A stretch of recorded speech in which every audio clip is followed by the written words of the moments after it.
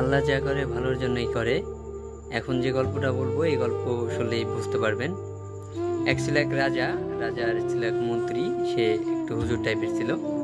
তো রাজা ফল কাটতে যায়, তার হাতের আঙুল কেটে যায়। তখন মন্ত্রী বলে যে, রাজামশাই, আল্লাহ যা করেন ভালোর জন্যই করেন। তো রাজা তো রেগে মেগে ফায়ার, কিরে আমার কাছে হাত কাটে, আর মন্ত্রী বলতেছে যে হ্যাঁ, আল্লাহ যা করে ভালোর জন্যই করে। তখন রাজা রেগে মন্ত্রীকে কি করলো, কারাগারে বন্দি করতে বললো। তখন রাজা বলল যে, এখন বল যে আল্লাহ যা করে ভালোর জন্যই করে। তখন মন্ত্রী বলল, হ্যাঁ, আল্লাহ যা করে ভালোর জন্যই করে। তো তার 2 দিন পরে রাজা গেল সিংহ শিকারে, জঙ্গলে গেল, তাদের সেনাপতিদের নিয়ে জঙ্গলে গেল শিকারের জন্য।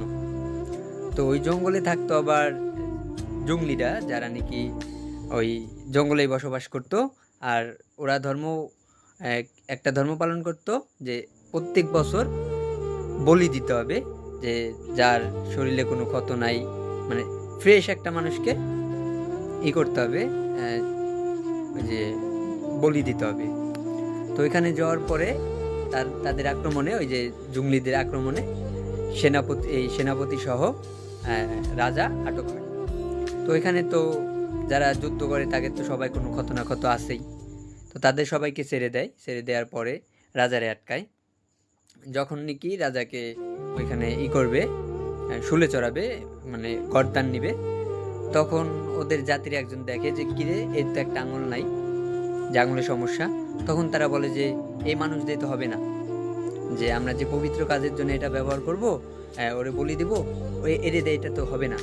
তখন কি করলো, সে ওই রাজাকে সাইডে দিল, আর রাজা তার রাজমহলে চলে গেল। রাজমহলে চলে যাওয়ার পরে সে ওইখানে ওই মন্ত্রীর কাছে গেল যে এমন এমন হয়েছে, জঙ্গলে যাওয়ার পরে আমাকে ধরে নিয়ে গেছে, ধরে নিয়ে যাওয়ার পরে আমার গর্দান নিতে নিতেও আমি বেঁচে গেছি, কারণ এই যে আমার আঙুল কাটা ছিল তাই। তো তখন রাজা মন্ত্রীকে প্রশ্ন করলো যে, তুমি যে বললে যে তোমাকে কারাগারে দিলাম, তারপরেও তোমার ভালো কিভাবে হইলো? আমার ভালো তো হইলো, যে আল্লাহ যা করে ভালোর জন্যই করে, আঙুল কাটার জন্য, কিন্তু তোমাকে যে আমি কারাগারে বন্দি করলাম, তোমার ভালো কিভাবে হইলো? তখন মন্ত্রী বলল, আচ্ছা বলুন তো, আপনি সব থেকে প্রিয় মানুষটা কে? তখন বলল মন্ত্রী, তুমি। আর তখন মন্ত্রী বলল যে, তুমি যদি বিপদে, মন্ত্রী রাজামশাই, আপনি যদি বিপদে থাকেন, তাহলে আপনার কি সাইরে কি ওইখান থেকে কি আমি পালায় আসতে পারতাম? রাজামশাই তখন বললো যে, না, তুমি তো পালাইতা না। তখন বললো যে, দেখেন রাজামশাই, আপনার তো একটা আঙুলের জন্য আপনি বেঁচে গেছেন, আপনি আঙুলের সমস্যা দেখে